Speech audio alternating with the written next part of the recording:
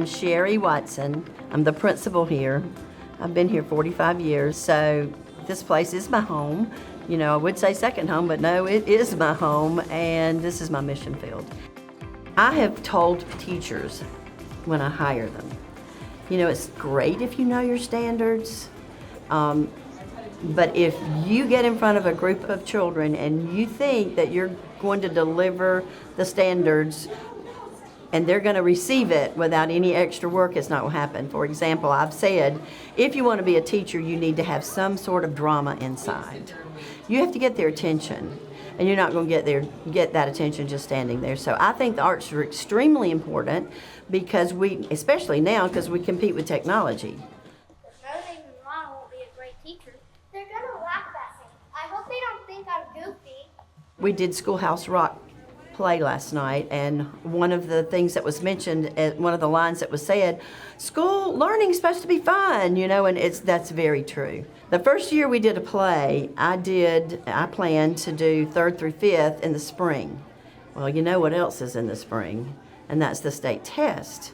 I didn't think through it very well, and so I realized as we're quickly, rapidly advancing towards state testing, what have I done? You know, these kids are not in their rooms reviewing for the state testing. Our scores are best than they've ever been. I was told one time by a principal that half your battle is self-esteem, and what better way to build that than on a stage. So coming from this side, I'll be fine, they're only 8th graders.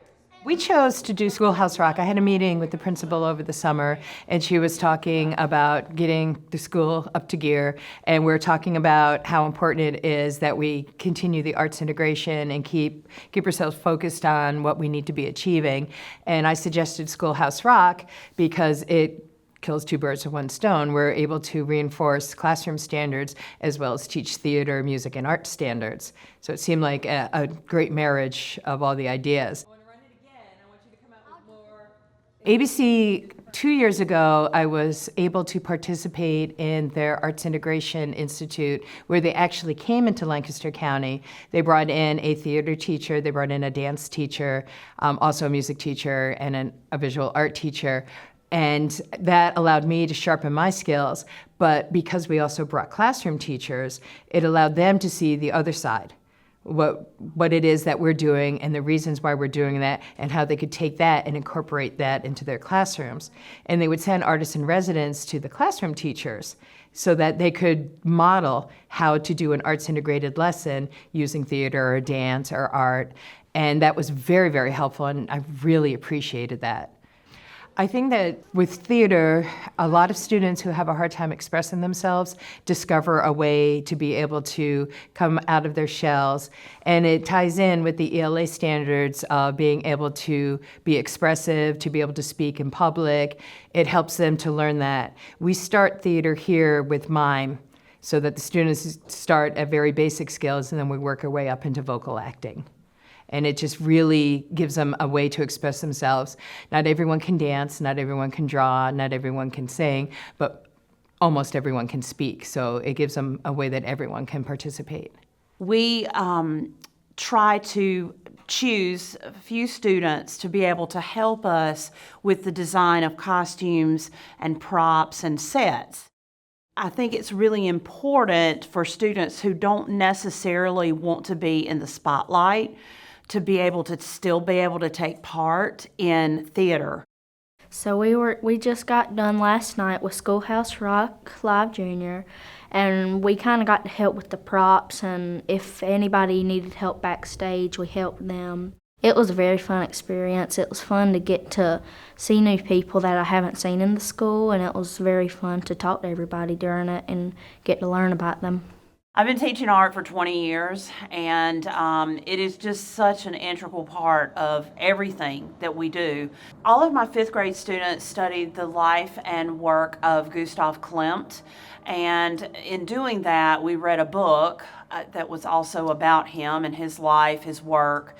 And so in studying that, they looked at the Tree of Life, which was a famous artwork by Gustav Klimt. And then once we did that, we created our own Tree of Life. And you can see that they're all different. They're painted differently. The shapes are different.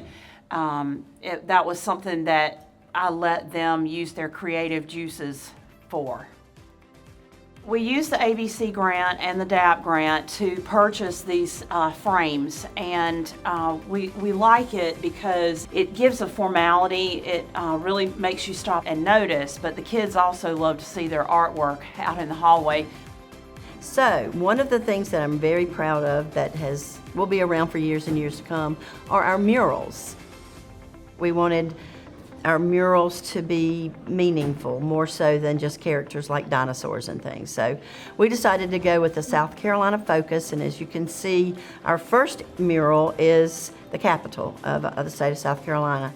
And you can actually go teach. They're teachable too. You know, if you're talking about the counties or the regions, you can actually go in the hall and see them. They can see it, and they're reminded. It just becomes embedded in their minds, and they learn a respect for their state.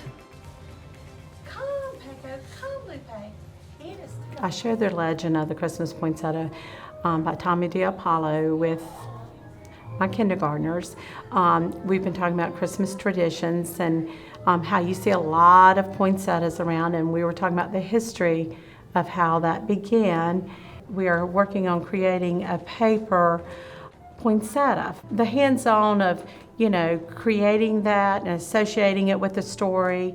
Hopefully they'll be able to go home and share the legend of the poinsettia and how that originated, that it's been around for over 100 years, and that a gentleman from South Carolina discovered it in Mexico and brought it back to the United States, and it's just become a tradition. This is my class. So every student was giving a country to research, and they would write it down right here, and then they would give a paper to color about the country. And so when you looked one way, it would show the country, and if you looked the other way, it would show something for a country's Christmas, because it's about the Christmas of that country. It helps you remember it better, because I think it's easier to remember an image. Fourth graders, believe it or not, still love to color. So when they want to bring out the crayons and the color pencils, they will go to town on it, and they will maybe even do better or try harder to accomplish their assignment. Teaching arts is very important, especially starting out in the elementary school years. It just brings out their creativity. And you'd be surprised. Someone would say, oh, I can't do that. I can't stay in the lines. I can't color. I can't draw.